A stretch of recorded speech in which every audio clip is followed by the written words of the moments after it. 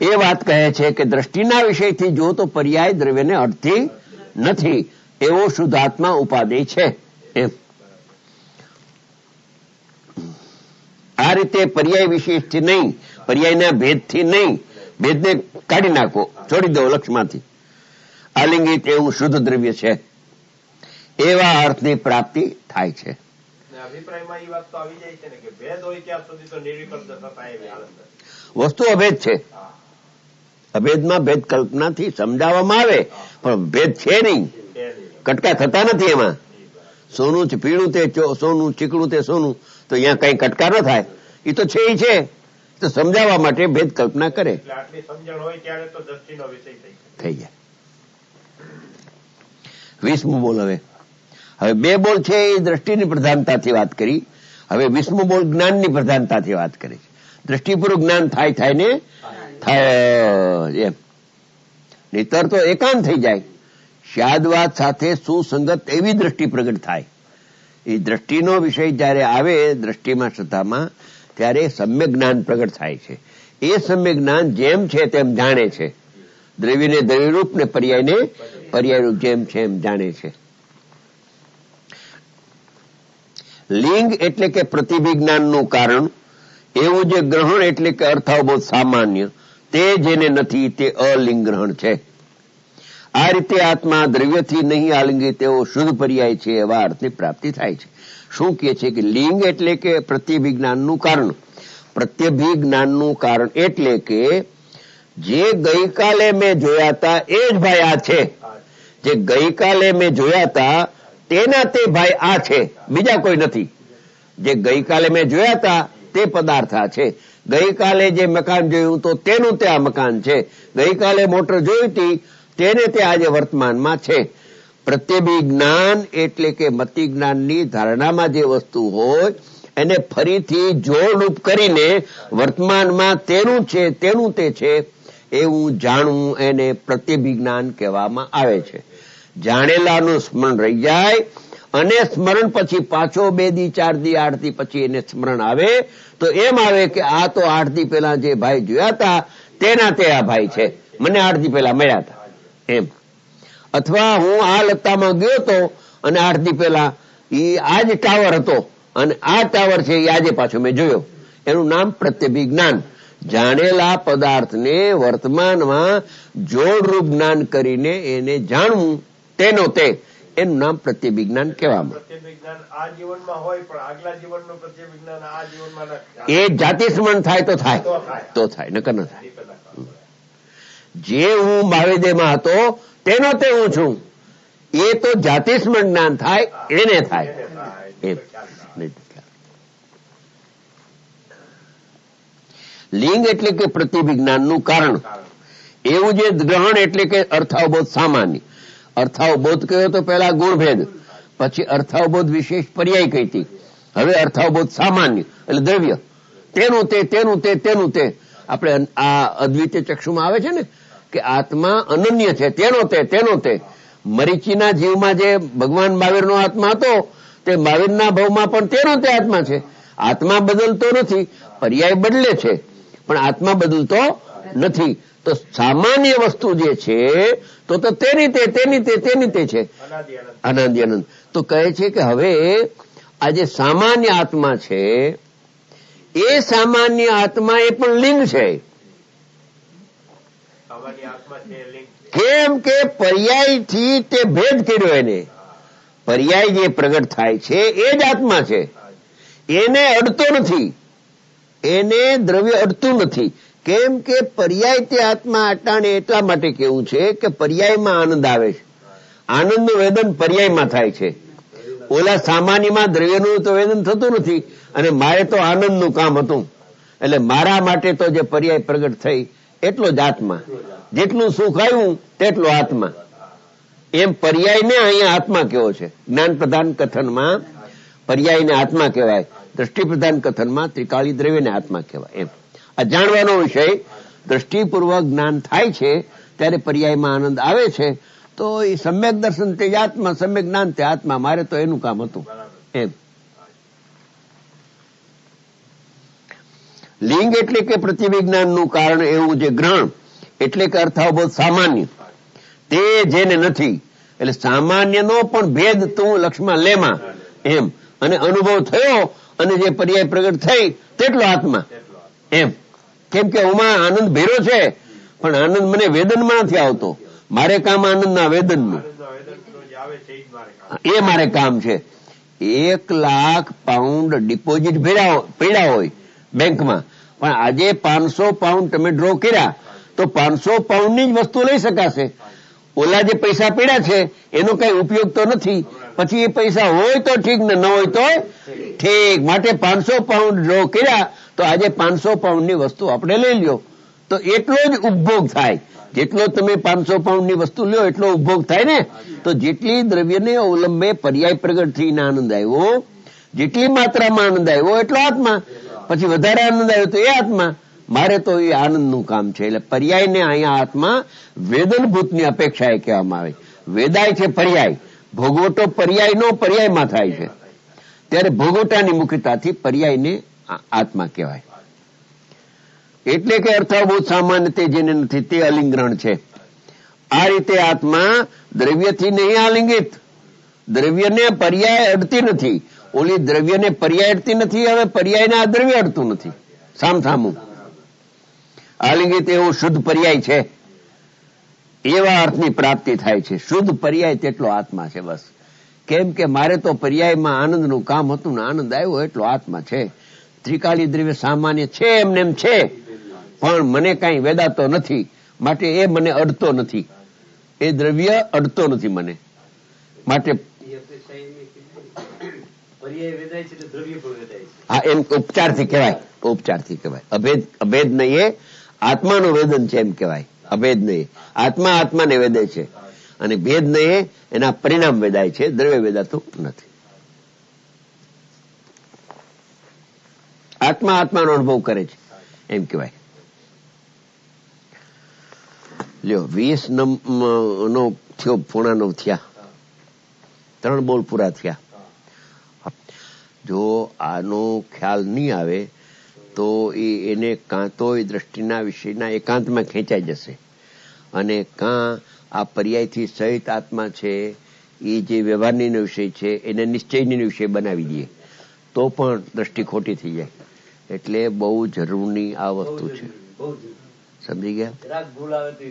બેની ખાય આ છે ને એ એકદમ બહુ ઝીણી વાત છે અને સારી સમજવા જેવી, અને સમજાય એવી છે કે એમ કે છે કે ભગવાન જે આત્મા છે એ તો બંધમોક્ષના પરિણામથી ભિન્ન છે, 9 તત્વથી ભિન્ન છે, તેથી તે શુદ્ધ છે. આપણે આર્તિક આત્મા આવ્યું હતું બરાબર.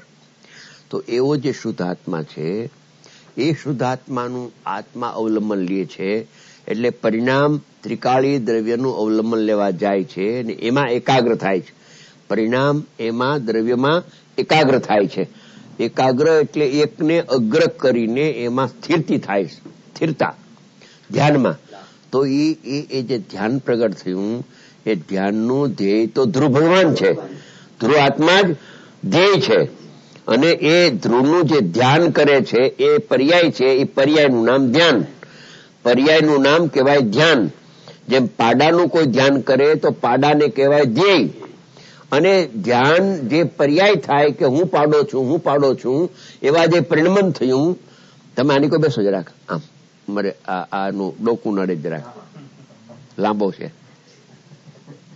એટલે પાડો છે એ ધ્યેયના સ્થાને છે, અને હું પાડો છું એવું જે ધ્યાન કરનારો પુરુષ એ હું પાડો છું તો હું પાડો છું પાડામાં હું પણાનું જે પરિણમન થાપ્યું એનું નામ ધ્યાન.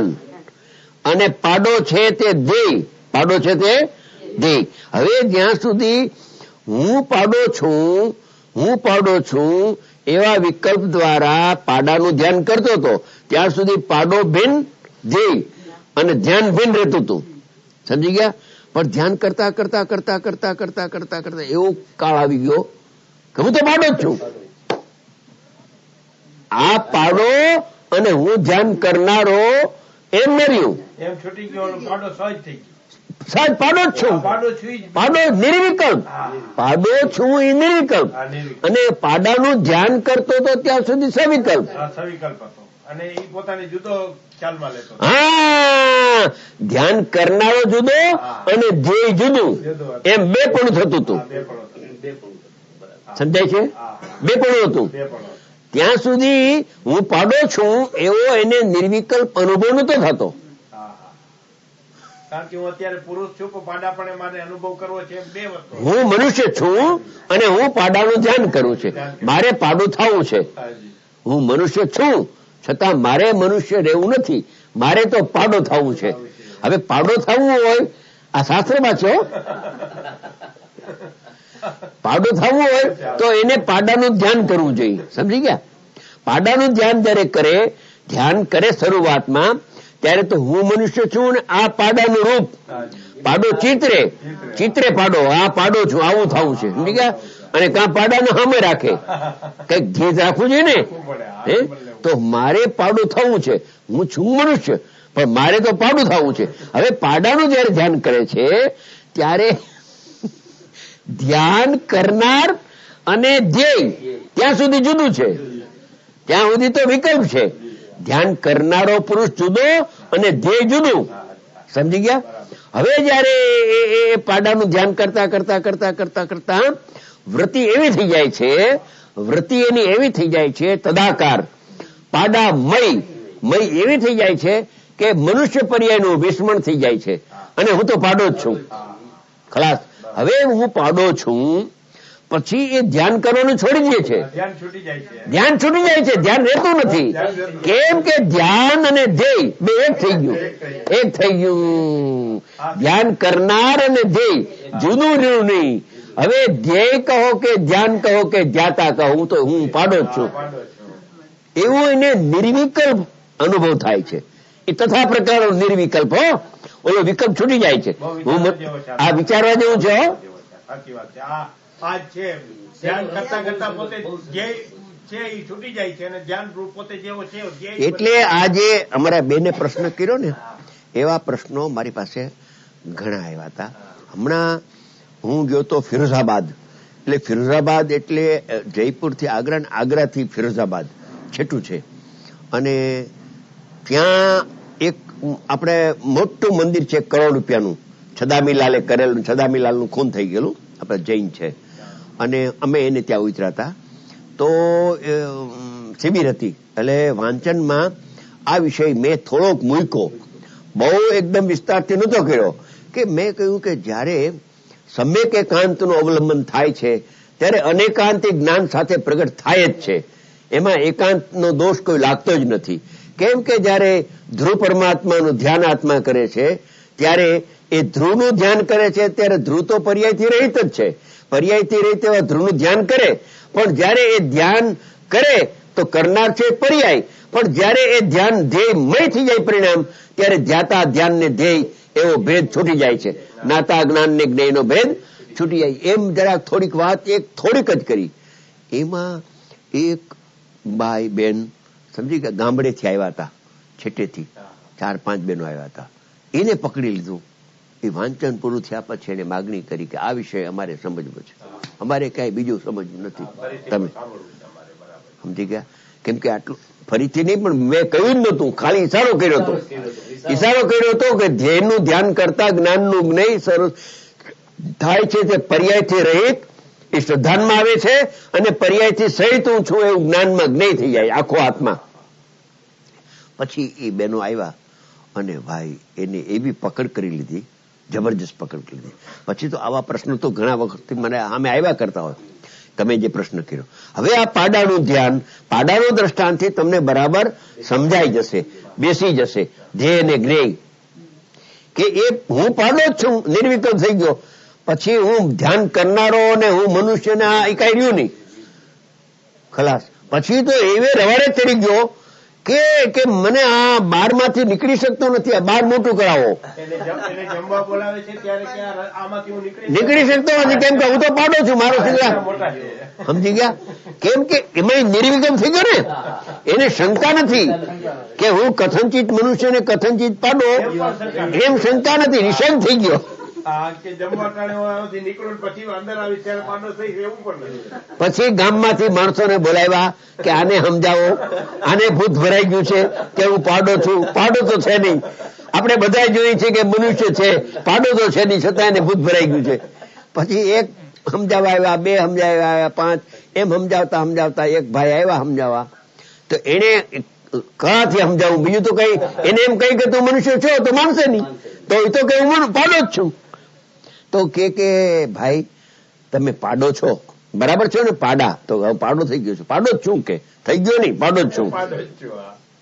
તો પાડાને તો બે શિંગડા હોય, બરાબર ને? તમે નીકળી શકતા નથી બહારમાંથી. તો હા, મોટા બે શિંગડા છે, હું આમાંથી નહીં નીકળી શકું.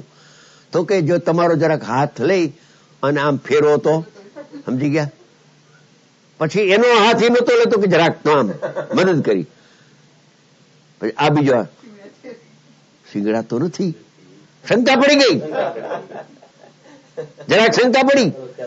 પછી કે પાડાનું તો પૂછડું હોય, કે હા હોય કે છે પૂછડું, તો પૂછડું છે મને, કેમ કે હું તો પાડાનું રૂપ ધારણ. નિર્વિકલ્પ પાડો જ છે. તો કે જરાક હાથ પછવાડે જરા ફેરવો તો, મને પૂછડું તો બતાવો, પૂછડું ક્યાં હતું? પછી કે પાડાને 4 પગ હોય. હા કે છે ને 4 પગ, મને કે 4 પગ બતાવો જોઈએ, ક્યાં છે 4 પગ? તે હાથ લઈને આમ ફેરવે આમ, તો બે પગ છે. અરે હું તો મનુષ્ય છું, હું તો પાડો નથી. અરે શું નીકળ્યું? ભ્રમણા નીકળી. છૂટું શું?